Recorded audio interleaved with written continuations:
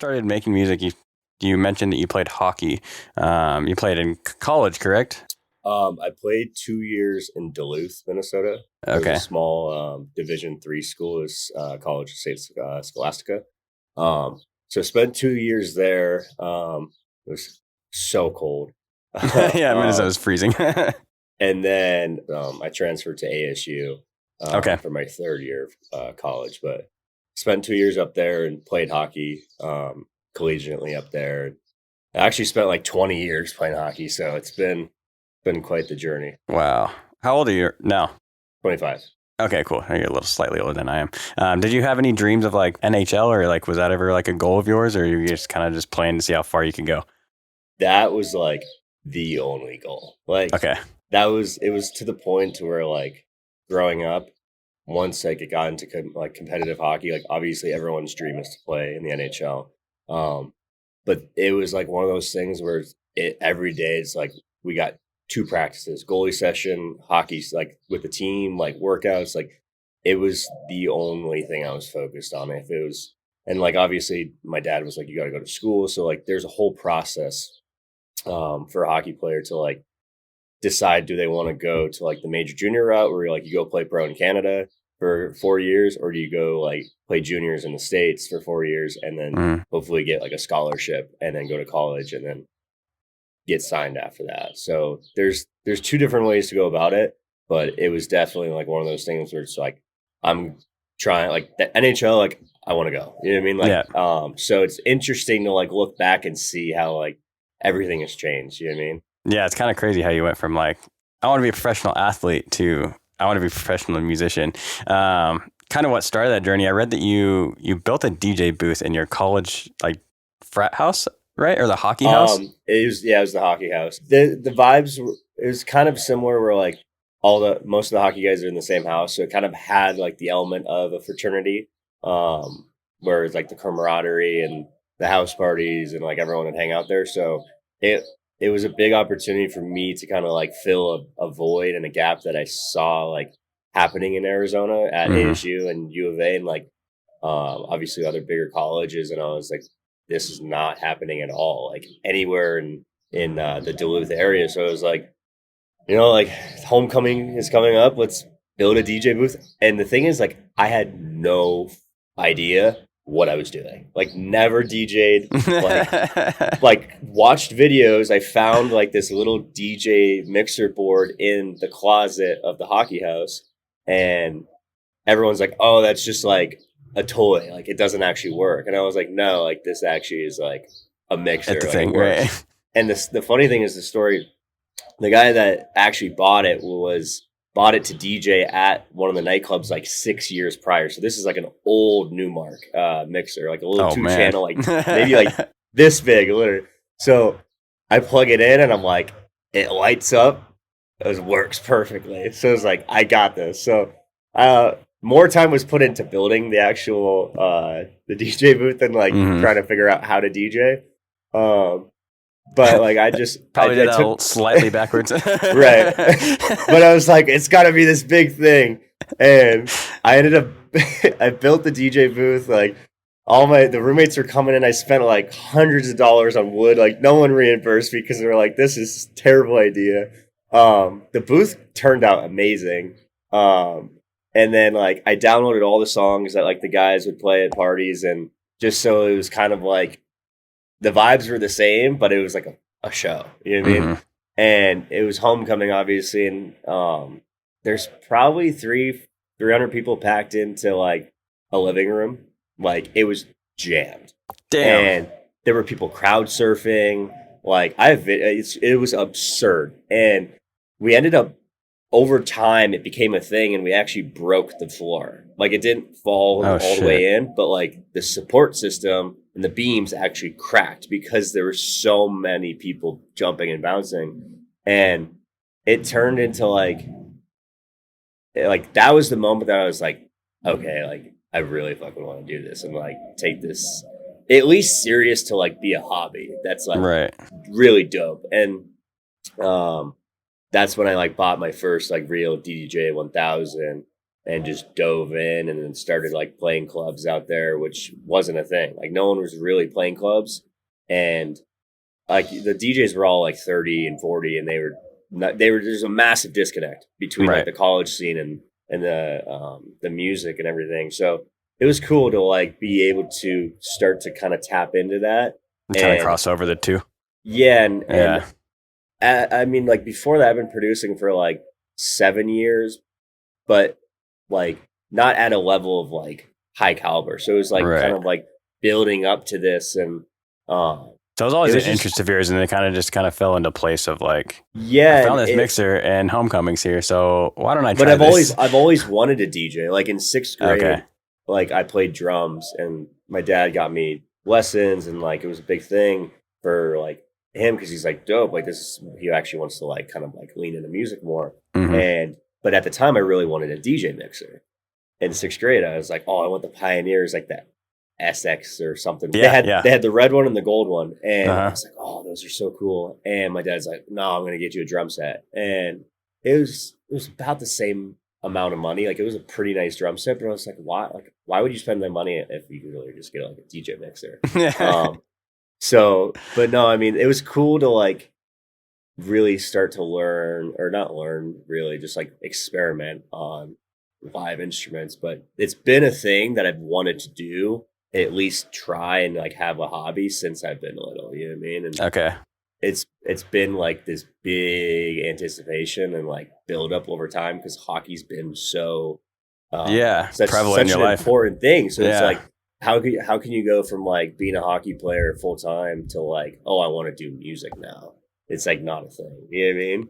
Because I was playing D3 at the time. So it was competitive, but like the process from a D3 athlete to get to the NHL, it's not impossible. It's just like a massive journey.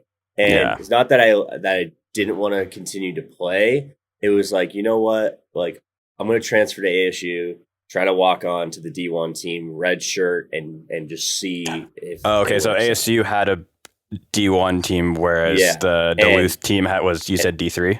yeah, and I Got it. had been in conversations with ASU to where they're like, hey, like if you come out here, like we try it out and figure it out and see if it Mhm. works because they were scouting me when I played juniors. So I was like, you know what, like pretty cold out here. I'm kind of getting tired of it, and so I ended up transferring to ASU, and that's when obviously I was playing.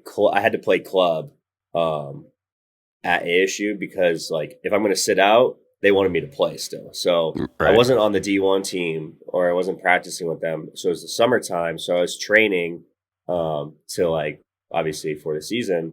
And that's when like I was going out a lot. I was promoting, like just getting acclimated to the scene out here in Arizona. And like I'd go to the clubs, like I'd take my phone, I'd put on record, and I would go and like obviously go party, but my phone would be recording the whole time. Mhm. So after the next day, I would go in and take my notes and listen to all the songs that the DJs were playing because obviously, like you want to go out, you want to have fun. You don't want to Mhm. sit there and be a weirdo and just listen to all the music. Like, you know what I mean? It depends. Like, especially in Old Town, like Scottsdale, like it's just a party. So I was promoting and bringing all the people in, like getting the tables, like making connections, making, like building my network through that. So like I would go up to all the DJs and be like, hey, like, what's the process to like get a Mhm. gig here? And they're just laughing because everyone's trying to DJ in Old Town. They're like, time. Yeah. Like, just so I was like, all right, like I'm gonna do the promotion stuff, like build my network, build like a following, but like practice more on DJing, like get an idea of what people are playing in Old Town, and then try to like put a twist to it, to where it's like Right. a little more college oriented or like something that's different. Is that how you decided to, then on house music? No, so at the time I was producing like hip hop, Okay. and I've been making hip hop beats just like for the last maybe 6 years at Mhm. the time, and I really just like things started to fall into place because like I started to like link up with other DJs that were residents like my age and you know like kind of just like you could say mentor. They like mentored me and kind of like showed me the way and like taught me some stuff. And like, that's when I started dabble with Ableton. And then like, one of the homies actually got fired because he was working on his project and he wanted to start to play like his own style and his sound. And it was bass heavy. And the club's like, hey, like, if you're going to do this, like, we're going to let you go, or else you got to like keep playing like top 40. And he was like, I'm not doing this. Like, fuck that. Yeah. Like, he's like, because he was homies with like, he's homies with MK ISO EXO. Like, he was playing a lot of like heavy dubstep and he was killing it. Like, everyone loved his sets, but the club really wanted to make more money. So they wanted like the genres to be more diverse. So at the time, I was actually promoting and I would pull like 30, 40 people to my tables just because like obviously the alcohol is free. So so everyone's like, yeah, we'll come get free alcohol. Yes. Yeah. So I went and asked the owner, I was like, hey, like, can I like get a night? Like, can I like DJ? And he's like, haha, he's like, everyone's a DJ. I was like, no, really, like, can I like get a night? He's like, yeah, Monday. I was like, perfect. So I showed up with like 40 people on a Monday. And, holy shit. And because I was like, yo, like, I'm DJing. And everyone's like, wait, what, you DJ? I was like, yeah. And I was like, plus we get bottles. So I pulled like 40 plus people. And the owner was like, okay, like, cool, you could bring in heads. And a lot of like in Arizona, a lot of clubs really care, like the top 40 clubs really care more like, okay, how many people can you bring in? I mean, that's a big aspect in just like generally, you know what I mean, when selling tickets as an artist. So I did my thing, like he liked it. Everyone else was like, wow, like I didn't know you could DJ. And at the time, like I was really focusing and practicing on like transitions and like phrasing and like layering. So like in the hip hop world, I wanted to like really kind of get on top of the acapella game where you're like layering and doing a bunch of things. Cause like I actually started on vinyl. So it was cool to like get into that scene and start to like be able to play to crowds. And that Monday, after that Monday that I played, he was like, all right, you're on Thursday. So I played Thursday. Then he was like, all right, you're on Friday and Saturday. So I played Thursday, Friday, Saturday. And then it became like, all right, you're every Thursday, Friday, Saturday at this club. So then it became like a residency. And I was bringing in like pretty good money for being a college kid and just like DJing. And plus I was getting paid for bringing in the people too. So I was like, okay, like this is dope. And I was still, was it a full-time income for you at that point? Yeah. Oh, and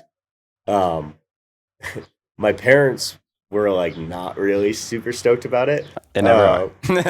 And it kind of got to the point to where I was like, yo, like I don't like I want to take this year off. I'm not if I'm going to redshirt, I don't want to play like D1 club. Like I'm just going to keep doing this music stuff because it's fun and it's on the weekends. And it's either I go play a game or I go make a few $100 go make money, and, like, get to party. And I was having so much fun. I was like, I just want to like go try it out. You know what I mean? And see where it goes. My dad was furious. He was like, if you do this, like, you're done. Like he's like, I'm not supporting you financially. Like you're out. So I was like, are you kicking me out? He's like, yeah. I was like, all right. Damn. I was like, I'm going to go do it and see. So I actually like literally was sleeping on like my homies' couches for like 4 months. Like every single night. Props to you, man. Holy shit. It was pretty wild. Like, because obviously, like, you're not going to stay at one person's place all the time. Because, like, I was still, like, making a lot of, like, friends in the scene out here. So it was kind of tough to, like, figure out where I was going to, like, be staying at night. You know what I mean? Yeah. And obviously, like, people, like, open their homes. But there was not, like, a lot of stability. Yeah. But it's hard to chase after dreams and goals and stuff when you don't have that stability too. It's like you're so worried about like your next meal or like the next place to stay or whatever that it's like it kind of distracts you. And I don't necessarily think it was to the point to where like, okay, like we're like completely done with you. You know what I mean? Like at the time, like looking back, like if I wanted to, I could come home and like obviously they'd like have like they'd take me back in and like let me live here. But it was like you're not gonna go do both. You know what I mean? So it was kind of like I had to sacrifice that. So it got to the point to where like I made enough money to actually get my own place. But like it was in Tempe, like one of those apartments, and it was like this 8,000 square foot apartment, but the guy that owned it had like a cot. And I was like, well, this place is pretty fucking crazy. Like, it's a massive apartment with a pool, a hot tub, 8,000 square feet, 5 bedrooms. And this guy's letting me sleep on a cot in this like little foyer room for $500 a month. And I was like, fuck it. Like, okay. it's better than someone's couch. That was a shit show. So I stayed on that cot for about like a month or two, and then got to the point to where I ended up was able to afford a room. So I told him, I was like, yo, can I get this room? Because the guy that was living in that room was always traveling and he was never there. So long story short, the guy was like, yeah, if you pay X amount of dollars, he's like, you can have the room. So I ended up getting the room. And after like 6 months of fucking sleeping on couches, like just like the bottom of the barrel, like not having structure, just going out all the time, like obviously still like pursuing music and grinding on that. Like I had a room. And like a nice room. And I was like, okay, like now I get to like get a bed, like I'm not legit, homeless like, now. right. And like I was able to like decorate my room, because that's like a big thing for me, is like having like my things in my room to where I could like really do it up. Yeah. And I got studio speakers, got the whole setup, and I was like, cool, like I have like a home base now. And I could start to like kind of unravel and open up and like make some like more projects and not have to like produce on a couch. Right. A desk makes such a difference, man. I used to run this podcast from a bed, and now that I actually have like a full room and like a studio space with an actual desk, it's game changer as far as productivity. Right. So obviously, like living in that place now, a lot of opportunities came because there's so many people coming through there, networking too, and just parties and ASU, and it was a massive platform for me to like really just kind of like start to get into like more opportunities. And I was still producing hip hop at the time, and that's when I kind of leaned into like doing like hip hop trap or my bad, trap EDM, because I would literally just like record, make beats for like some hip hop artists, record them, and then go take their vocals and throw it on a drop, or like make a drop, and was like, okay, this is dope. And then like there were other hip hop artists that were like, hey, like we hop on some of your trap stuff? Yeah. And I was like, yeah, sure. And I actually ended up getting a song signed to Trap City. Oh, sick. So that was like pretty cool. And like then I started to like do some more mentoring with like other producers at the time, like buying a ton of templates just to like break them apart and like reconstruct and like just learn like more of the EDM side of production. Right. And so that's when I started to like translate, like, okay, I'm going to take my hip hop production and just like fuse the two and just make trap. And then was doing that, kind of leaned into future bass.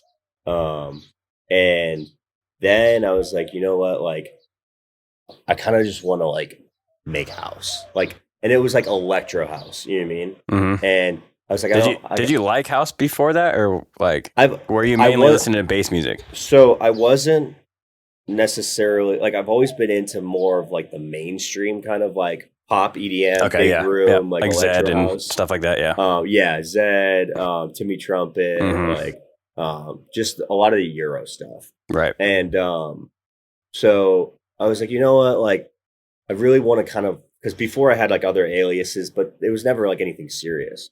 So I was like, I really want to like build my own brand out as like an EDM artist. Because I was like, I don't want to do like hip hop anymore. Like, I don't want to work with, it was just a lot going on, especially in like that scene that I wasn't comfortable with. And I got opportunities to DJ at other clubs. You know what I mean? So that's when and they were house clubs. So I was like, okay, like I'm going to start playing more house. And it kind of like leaned into that. Yeah, you kind of, it's like house like grows on you. Like at first I wasn't a huge fan of it. And then after like over some time, like, and now it's one of my favorite genres. I love house. Yeah, I was playing a lot of house at the initial place that I was at. I got my first residency, and they were getting upset because they wanted me to play more like hip hop and that other genres. And I was like, I want to play college party, like rave music, you know what I mean? And then it got to the point to where like, look, like they kind of gave me the same ultimatum. I was like, well, I don't want to play this. Like, I want to play like stuff that I actually fuck with. And so I started going and playing other venues. And in return, they were like, well, if you go play there, like you can't play here anymore. I was like, that's fine. Like, I want to go do what I want to do. Yeah. So I got some other gigs at like Casa and some of the other places in Tempe. And that's when it started to kind of grow on me. And have you played, kind of sidetrack here, this kind of just popped in my head. Have you ever played Shady Park? I have not yet. Dude, everything going on with that, I'm so sad. I know. I really like. I'm out here in Arizona right now, and I spent some time the last 2 days like in the community, and like everyone's just super bummed out, and like obviously same with myself, and like not having that opportunity, like to see Shady grow as a venue, and like see where it's come and where it's at now, and like how much like they've done to like accommodate for other people. Shady's super special, and I haven't had the opportunity yet. Some of my really good friends have played there. Okay. And I played Sunbar. That was last summer. Yep. That was super, super cool. But when I was playing Casa and some of those other venues playing house music is when I started to kind of like dabble with and dive in more. And obviously like got to meet one of my best friends now, Steven, and he was like, yo, like some of the cats are going to like this after party, like underground rave stuff. And I, at the time, like never been. So I was like, okay, like underground, like sounds kind of cool. And so went out to the party, and like my first impression was like, okay, like this is pretty interesting. Like it wasn't really like my vibe at the time. And then I was like, this is kind of weird. And he's like, no, he's like, trust me. He's like, have some shrooms. So we took some shrooms, and I was like, okay, like kind of like at first I was like, this is like pretty interesting. I was like slowly kind of being dived in or like sucked in. And it was on the drive home. It was 5 a.m. and the sun was coming up, and he was playing Rufus. Oh, vibes. And I think it was Interbloom. Oh, and it was like the 6-minute mark when the chords come in, or the 7-minute mark or whatever. And the iconic moment. And it just fucking like clicked. As generic and like that sounds, it was that moment that I looked at him and I was like, I get it. Like it just makes like, I don't know what it was. It just made sense. And I'm like, and I never listened to Rufus before at that moment. That was probably 2019, 2020. And so as we were driving, like no one was talking. It was complete silence because it was just in the moment. You know what I mean? Mm-hmm. And no one had to talk. Like it was just that, like it was a car of like 3 or 4 of us, and everyone was in the same wavelength. And we got back to my spot, and like the sun was coming up, and the both of us were like crying, like just like talking like about music and our journey, and like that's sick. Things were starting to like things were actually starting to like pick up. You know what I mean? And I ended up hiring a manager, who's still my current manager, Jack. And as far as what I've communicated with him, he seems like a great guy. So shout out to him. He fucking works his ass off. Yeah, I can tell. Like it's every day with him. You know what I mean? And so bless his soul. Like he's done a lot for me, and like we've come so far together. And that's the biggest thing. Like it's funny because as things started to really take off, like I was still at ASU because I decided to like. I took off some time when I was DJing, and then I was like, you know what, like I want to go back. Right. And so, cause like I was starting to really get my life like structured, and like, cause you could kind of get lost in the sauce, you know what I mean? Yep. So I was like, you know what, I want to go back to school and like kind of like get my life together. And I was working out and training and kind of getting back on top of things. And then I think it was like 6 months to a year in, I was like, you know what, like, I want to send it to Icon. Like, I feel like that's what's going to really just be like the next thing that is going to help me get to where I need to be. And I've been wanting to go to Icon for like 6 years. Dude, it's been a while for me too. Like when Jaws, like back in 2016, like still to this day, like he's one of my favorite artists. And watching him and his progression over time, and like when he was coming out of Icon, like the first year he played Coachella, and to see like him really start to make his strides. I was playing juniors up in Canada, and at the time I was like, fuck, like I really want to go. Like I want to send it. Like I had to go to Icon. Like I was talking to administration, like they were all like, yeah, tell your parents, like blah blah blah, like all this stuff, like this is the way to go, like this is the move, like we're creative. There's no way my parents are paying for this. They're absolutely not. I was like, I told my parents, and they're like, are you kidding me? Like, Yeah. absolutely not. And it's been every single year there's that moment where like icon, like, all right, I want to go. Like we got to go. And it got to the point to where once again, like my dad's like, you're in school again, like your things are like why do you want to leave, and like just finish school, and then like if you go out there, like I'll support you and pay for it.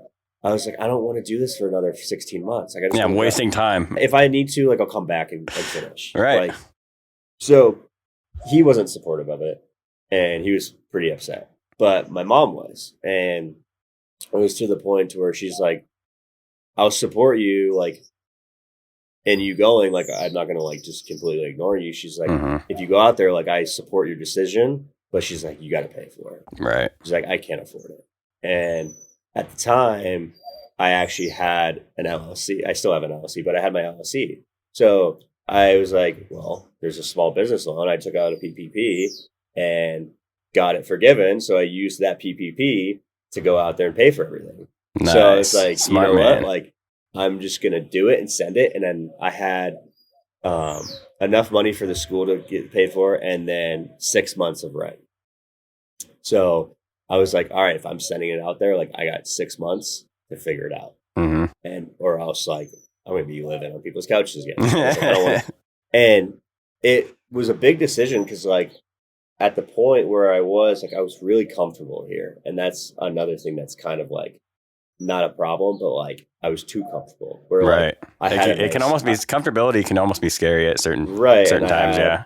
Like I was living a dream. Like it was crazy. Like the opportunities and the things I was doing, like the place I was, it's all like a fairy tale. Like it's not real. You know what I mean? Like the place I was living, like an 8,000 square foot grand penthouse and a pool and a hot tub. I was like, this is not realistic. Like I'm living way above my means. Like I need to like go out to LA, like grind, just be like real with myself and like actually put myself in a position to where I feel I can grow as an artist and a person, and like just consume myself with the industry. Because I still at the time, like I was very new to the industry. I still am, you know what I mean? But yeah. I hadn't had that experience of like being able to like be consumed with everything. Right. So that's where I was like, you know, like I'm going to send it. And that was about 9 months ago.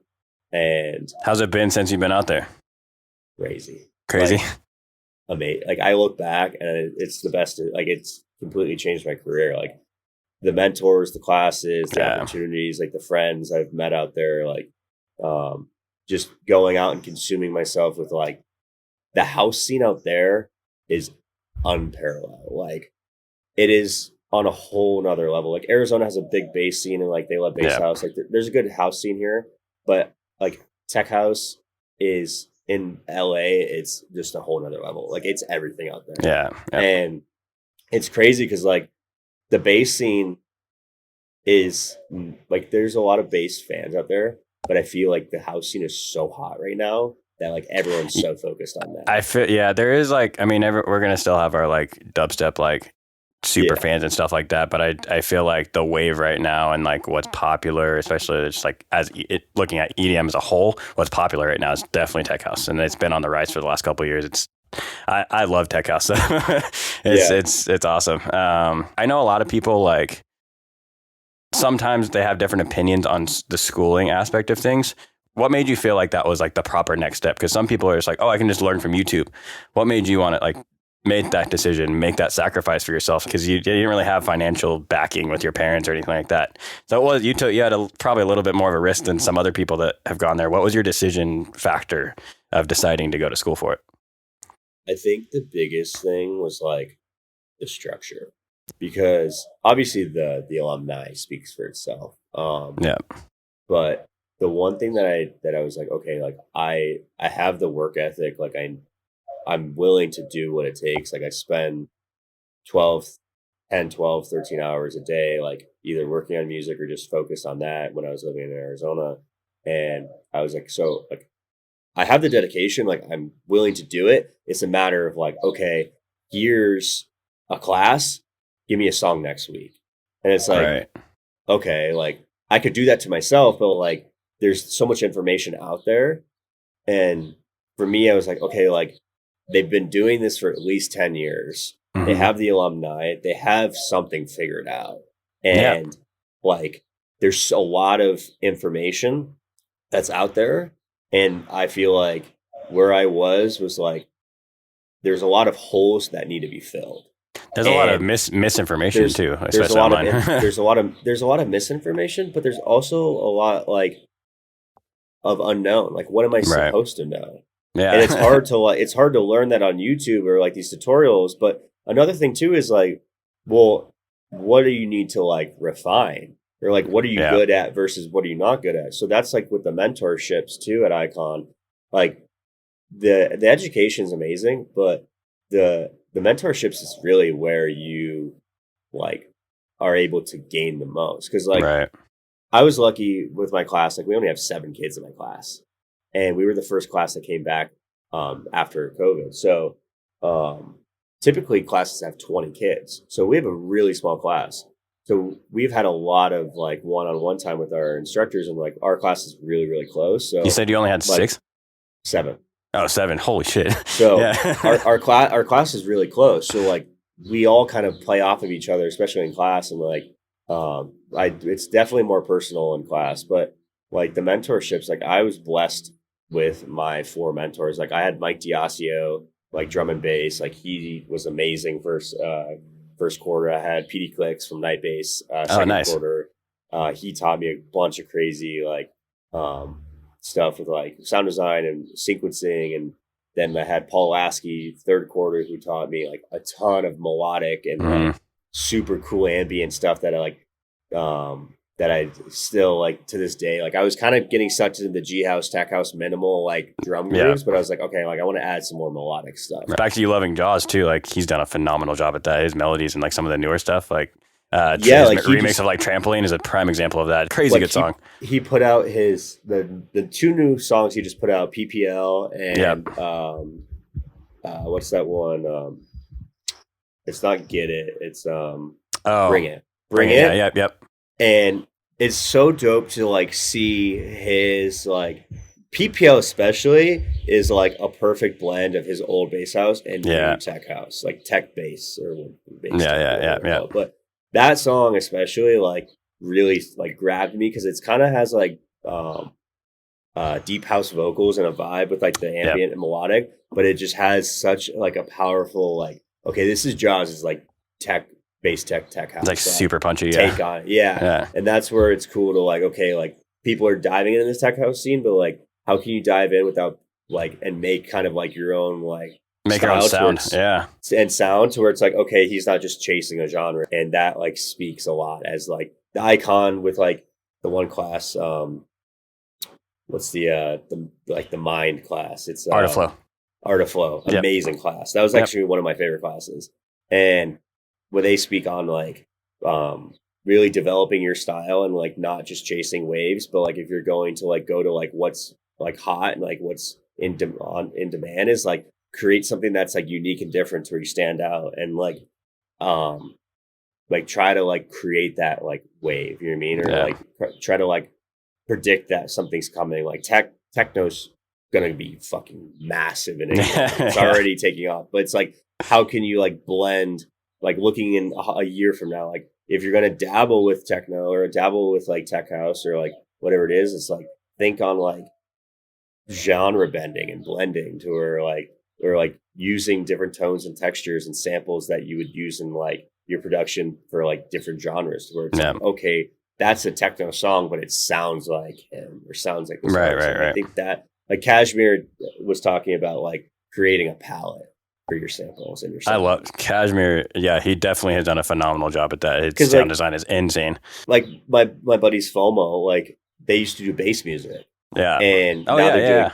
now they're doing tech house Yep. and you could tell that it's their kind of music because of the way that they process their sound design, the way that they process their mix. Like their kicks are a little bit shorter and they have like heavier basses, but still tech house, but it sounds like something that they would make and all their songs have consistency in processing and sound design. So that's where it's like, okay, dope. Like they don't sound like Red Tape. They don't sound like Right. Dombresky. They sound like FOMO. You know what I mean? Yep. And that's so important in the creative process going in, like you really have to like kind of see yourself from a consumer, like because you can't just be like, oh, I want to make this. It's like, okay, that's cool, make that, but like, how are you gonna be perceived? Like, don't really look into it as much as like how you're perceived, but like, how is the community or like the industry going to accept you, and where are you going to find a lane for yourself to where like something that makes you unique and like stand out and sound a little bit different. Something that I noticed too was like early on you had like just giant numbers. It even says in your EPK, like your first year you had 500,000 downloads on one of your songs. What do you think do you attribute that to?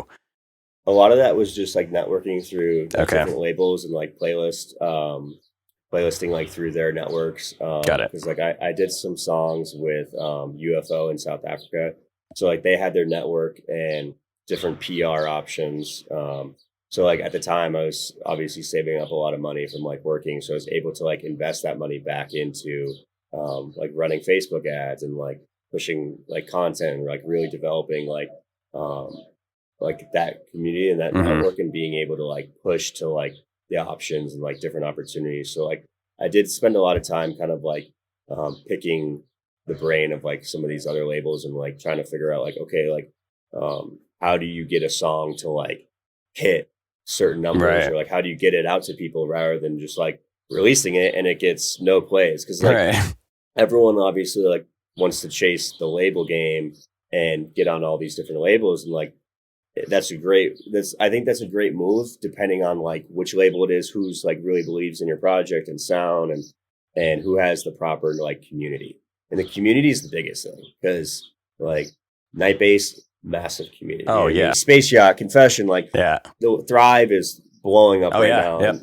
And that's where like as an artist, like looking to like, okay, where does my sound fit? But also like, where can I like find a community that's going to like support my music? You know what I mean? Right. And be a part of that. And that's one thing early on, like I wasn't necessarily like consumed with that. You know what I mean? So like having opportunities to like sign music to labels, which I was like extremely fortunate. Like it was 2020, I think. Like I had a meeting with my management, and I was like, okay, like let's just go balls to the wall, like send out as many songs as we can to like demo submissions or like labels or whatever, and just like see what happens. It was crazy. Like 3 days later, like we had 3 contracts to get a song signed. Damn. And I think it was 8 songs last year we had label signing. So that was a massive milestone, and like we're super fortunate to have that happen and like be able to like just kind of build the brand a little bit more and like get my music out there and like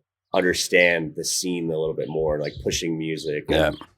And, it's super exciting, you know what I mean? So like it's like addicting when like just like you land something and you're like, all right, cool. Or you learn something and you're like, all right, like now I know this. It's like, what's next? Like how do I implement this? Like it's fun to like be able to kind of play like this CEO game of like having a company. Like we're learning music business, and it's like there's a lot of valuable things that's like it's crazy, because like Jack has taught me so much about running my own business with like LLC and like my brand, and like a lot of the stuff that we're learning in music business we already have implemented, because Jack's been like, okay, we need this, we need that. So it's cool to like see it's like, all right, like, yep, I know this. Or like ASCAP, like we've been registered with BMI or ASCAP for 2 years, like, and like having like the LLC and like copyrights and everything in place. Like it's cool to like look back and be like, damn, like it's been a crazy 2 years, and it's just the beginning. Are you signed with? I know you signed one. I don't know if you just signed a track or if you're actually signed like as an artist to Level Music. Yeah. Is that are you like an actual artist under them full time now, or is that okay? Cool. Why did you choose them, and like how did that kind of happen? I think the biggest thing, like when I did a remix for DVRKO, I think it was 2019, and then I moved out to LA, and it was just like on some random shit. I like hit up DVRKO. I was like, yo, like, let's work on something.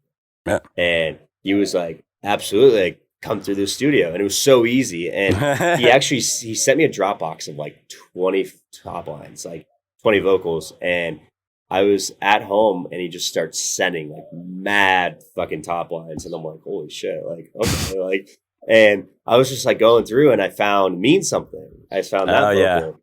And I had like the song halfway produced at the time, just like on some other shit, and I didn't have a vocal yet, so I pulled the vocal from the demo he had, and I just threw it in there, and it literally fit perfect. And I was like, okay. And I sent it to him, and he was like, yo, this is dope. I was like, let's finish it. So we went back we linked up at his studio, finished the record, and it came together so quickly. He's like, all right, let's do another one.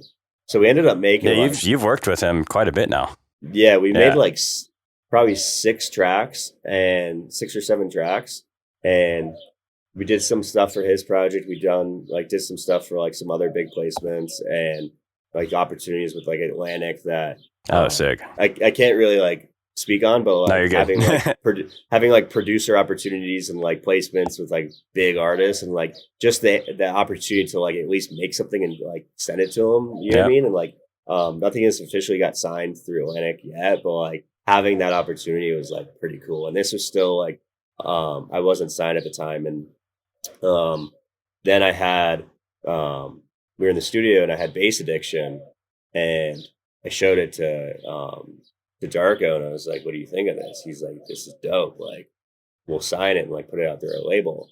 And I was like, hell yeah. And Mean Something like took off. Like it hit the radio on Spotify. Like it was like 300,000 on the radio. It was like 15, it's still on 1,500 playlists. Like the back end on it just took off. And I'm like, holy shit. And it's still pumping out like at least 1,000 a day right now. And it's probably damn. It's been like at least 4, 5, 6 months since the song's come out. And that took off, and I saw the back and I was like, wow, like this looks really good. Like, you know what I mean? Because like everything was proper, and like all the the playlisting, and like Future House Music picked it up on their playlist, and a bunch of other picked it up. It's a huge playlist of Future House. I was like, this is dope. And then I signed Cheeky to them. I signed Bass Addiction, and then I signed Julius Caesar, which is Trust Issues. We named it. And then he was like, yo, like, I'm playing EDC. That was my next question I wanted to ask you about. Yeah, you played EDC last year. He was like, do you want to come play EDC with me? And I was like, yeah, like, what the fuck? How do I say no to this? Yeah, and it was like a matter of 2 or 3 months being out in LA, and all of this like happened so quickly, and I'm like, okay, like this is fucking crazy.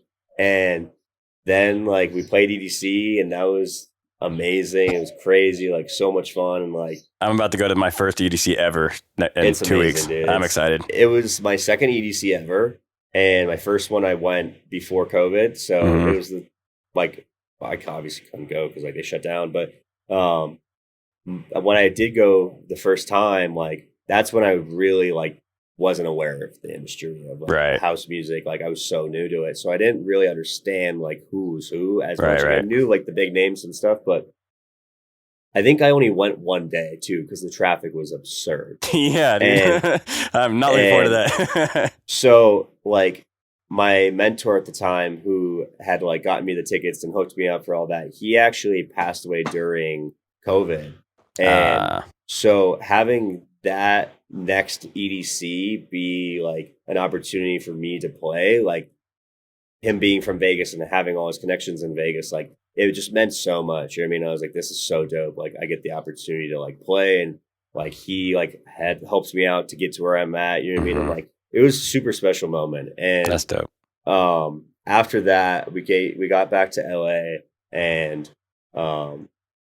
DVRKO and Level was like, hey, like we want to sign you and your project, and we also want to sign you to like a producer agreement.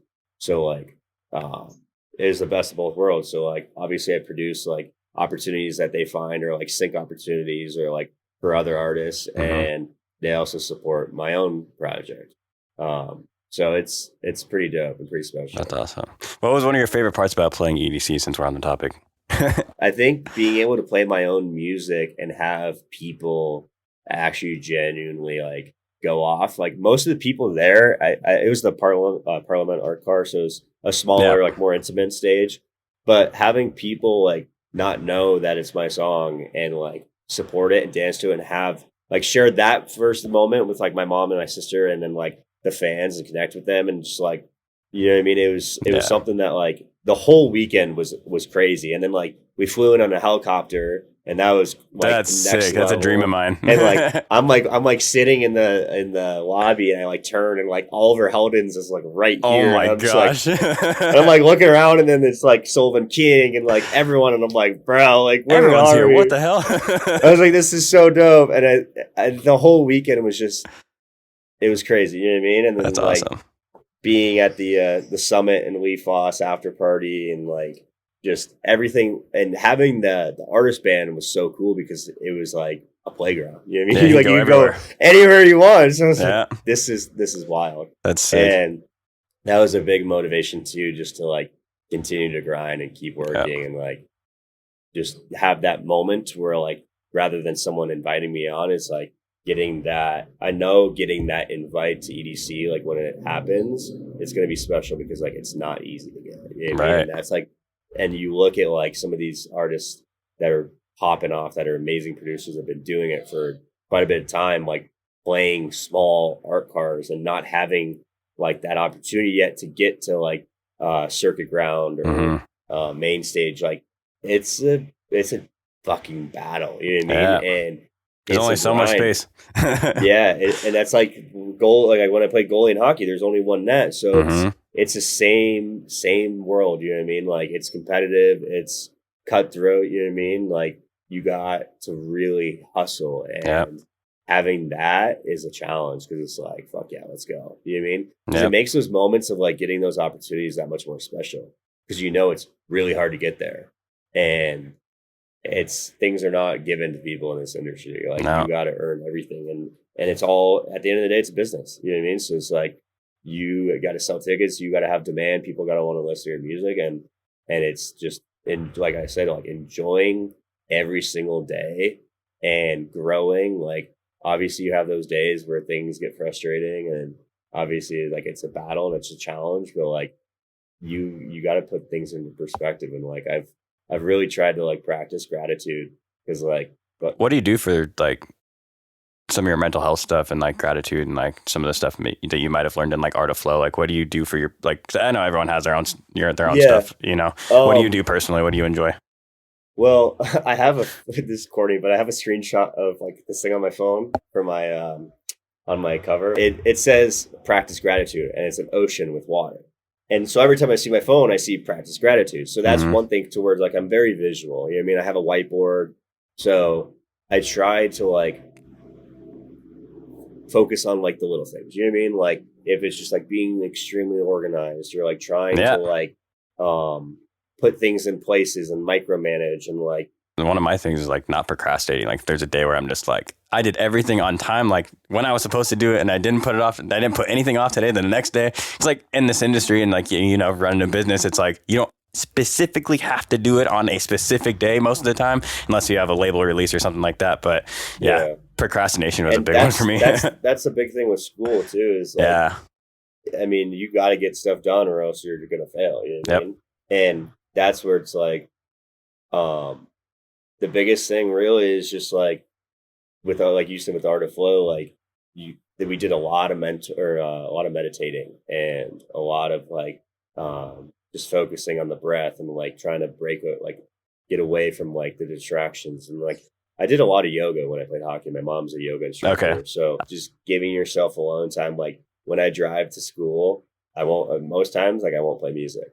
Like I'll just drive and it's silent. You know what I mean? Because like if I'm at home, I'm working on music. If I'm at school, I'm working on music. So it's like that's like the most peaceful time because like you just get to listen to like the car and and your thoughts. You know what I mean? Like listen to the engine or like just like kind of like absorb different things. You know what I mean? And not try to just consume like music all the time. You know what I mean? And like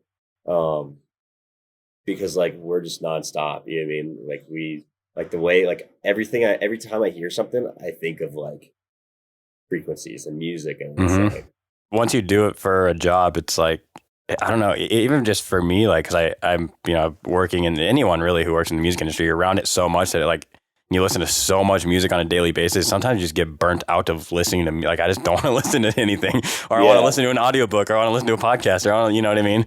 So and that's why I think like it was funny. We were talking about this in class, and there's a few people that do drive in silence, and Yeah. I think it's super. I love silence. I think it's super peaceful, especially like outside. Like you just kind of just like enjoy the little things. And Mm-hmm. I was talking to my buddy about it last night. My best friend Steven, and um, I was like, I'm just getting like, I told him, I was like, I'm so frustrated because like, obviously like it's a grind, you know what I mean? And like, there's Yeah. times where you're going to get frustrated or things aren't going to like go how they're supposed to go. Mm-hmm. And he looked at me. He's like, bro, he's like, you're doing it. He's like, if you looked like a year back from now and like looked where you are now, it's like you have to like put things into perspective. He's like, Mm-hmm. don't put too much weight on your shoulders. He's like, just enjoy what you're doing. He's like, Enjoying the journey. he's like, you put so much pressure on yourself in a good way, but also a bad way. He's like, you work so hard. He's like, just enjoy the moment. He's like, these are all stepping stones. He's like, you built a catalog and you're doing what you're doing. He's like, just embrace that and keep pushing. He's like, it'll come. He's like, Yeah. just don't rush it. Like, use this time to like enjoy the free time because he's like, you're not gonna have free time in 4 or 5 years. He's like, you know, Not so at all. like, Yeah. he's Be like, working all of the time. yeah, and he's like, so just like, he's like, soak it up. You know what I mean? Because he's Mm-hmm. like, you're on the right path. He's like, you've made all of us proud. So he's like, just keep doing what you're doing. You know what I mean? And he's like, just don't like stress yourself out because he's like, you have no reason to. Right. So, I mean, that's also the thing is having people that know you well enough that can ground you and like remind you, like, look, like this is like you're on the right path. Look at the big picture, not just the day to day. I feel like it's so easy to get caught up in the day to day, and you know, we have bad days, we have good days. Good days are awesome, especially in music because that's what we do it for. But you also have some tough times you have to get through. What other than him telling you that, what other things did you kind of like use to get through the bad days when you have them? Honestly, like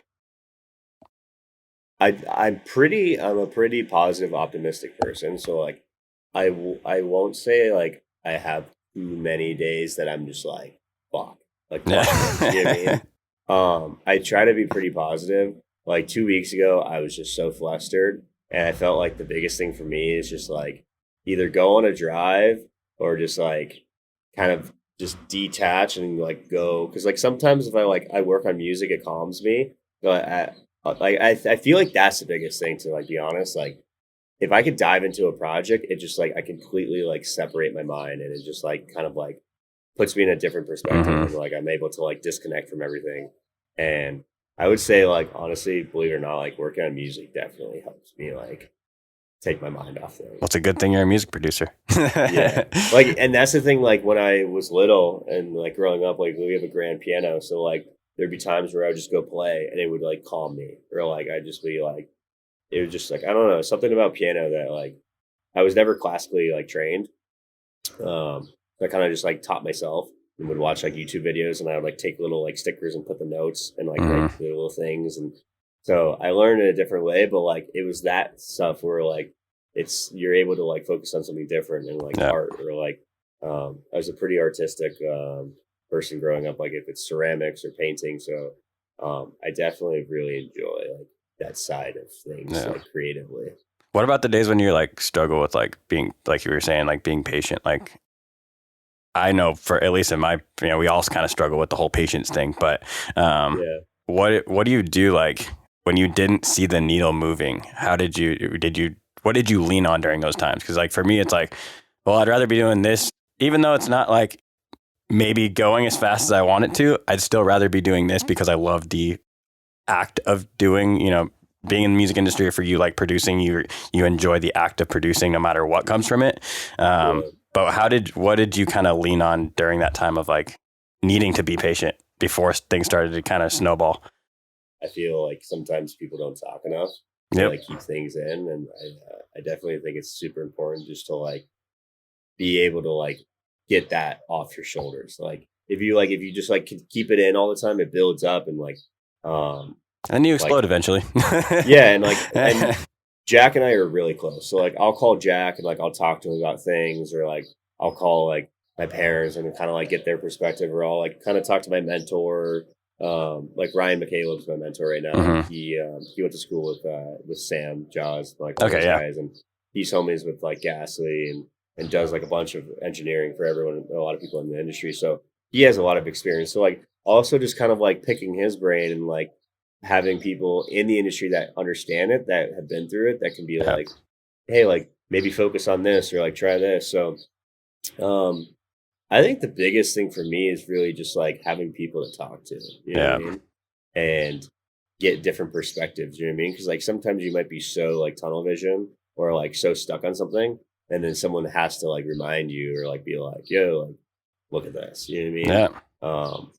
But yeah, I mean, it's it's like anything, you know what I mean? Like any sport, any job, like you go through ups and downs, and you got to fight through it. I think the biggest thing was like just walking around my house and like sitting in the studio and looking around and being like, I'm able to like afford this on my own. Yeah. Like, I built out my studio and like looking around and like just like putting in, it just like clicked. You know what I mean? Like just like putting things into perspective. Like I'm like paying for my own house in LA. Like, you know what I mean? Like chill the fuck out. You know what I mean? Like I kind of like talking to myself, you know what I mean? Especially the fact that you didn't have any, going back to the beginning of what we were talking about, is like you didn't have any financial like help really. So being able to Yeah. realize that you're like, I did this for me, from me, like I did this for Yeah. myself, by myself. That's a huge thing, a huge accomplishment for you to be able to say that. Yeah. I do a lot of like um critical thinking too, and Yeah. like kind of just like putting things into perspective too, and like try to like see things from other people's perspective. And yeah, that's the biggest thing, is just trying to like be real with yourself and like see like, okay, am I going in the right direction? Have I grown? Was I and where am I now? And like Mm-hmm. um kind of, I mean, art of flow has definitely helped with that. Like ever since Yeah. I took that class, like I've seen things from a whole different perspective. And it's funny because there was a guy that went to Icon when I was in Miami for Miami Music Week, and we were at the what's the one stage, Desert Hearts. We were at the Desert Hearts stage, and it was like 6 in the morning or 7. No, it was like 10. It was 10 a.m. We didn't sleep. We were still going, and we were in this little tent, and we were just talking about like the whole process. And he was like, "Look, man," he's like, "you just gotta enjoy every little day." Mm-hmm. He's like, "Because it goes by so quickly."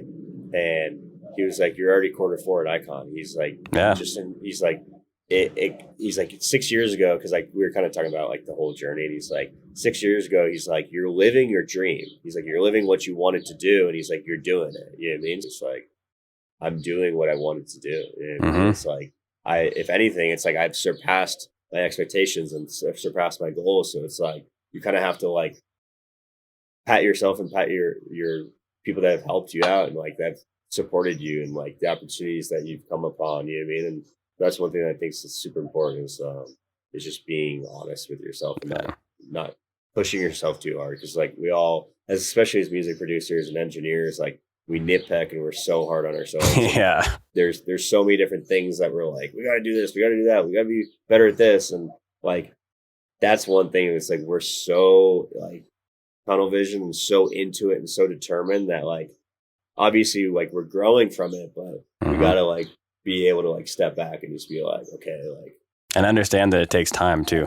100% to do it right and not rush it. Yeah. And like really, because if you rush it and you just like hit the scene and things blow up, like that's just, it seemed like that's like a whole, like it's just gonna come and go. You know what I mean? Like You have a it's like weaker a trend. you have a weaker foundation when that happens. Yeah. Like if you're able to really just like focus on what's important, also spend time with like the community and the underground. That's one thing I feel like the underground community is so tight and so um I don't want to say cult following, but it's like a cult following. Like Yeah. people really like those 1,000 fans, like, or those 100, 500, 300 fans, like those are the people that are going to be with you your whole career. Yep. And that's where I think it's so important to like be a part of the community and be real and be yourself. And that kind of goes into the branding. It's just like Dr. Fresh Tony, like he's one of the nicest guys, and he's just himself. He's goofy and he doesn't care, and that like speaks so much too. And like DJ Susan and like all these guys are the nicest guys, and they're just genuine and then they're themselves. So it's like that's where they build these followings and build these fan bases and these friends because they're just enjoying the process. They're being themselves. You know what I mean? Like they work their ass off and they play the gigs that people don't want to play, and they interact with the fans, and they're so into it, and they love it. You know what I mean? And that's the biggest thing is like if you don't enjoy what you're doing, then it's like why are you doing it? Facts. Well, we are over an hour now. Thank you again for being on the podcast. Before we wrap up, is there anything that we didn't touch on that we talked about a lot and we talked about your whole story, but is there anything we didn't bring up that you'd like to get out there? I have a new song coming out on the 20th. Sweet. Dance. It's with my buddy Mamba.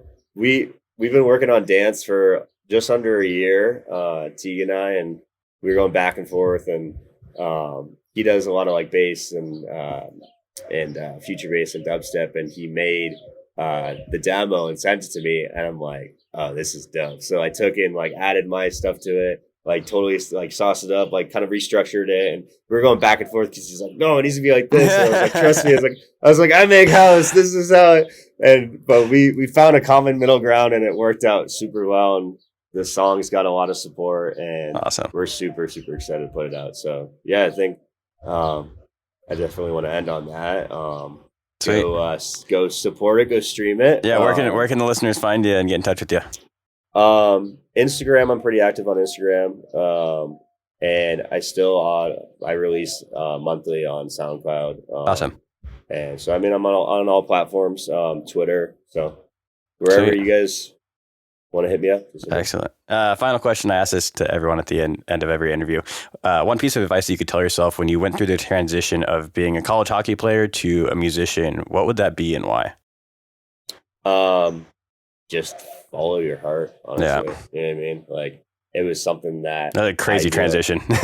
Yeah, I knew I really wanted to do it, and I was passionate about it, and, like, I dropped everything. Like, and that's the biggest thing is, like, I didn't have a backup plan.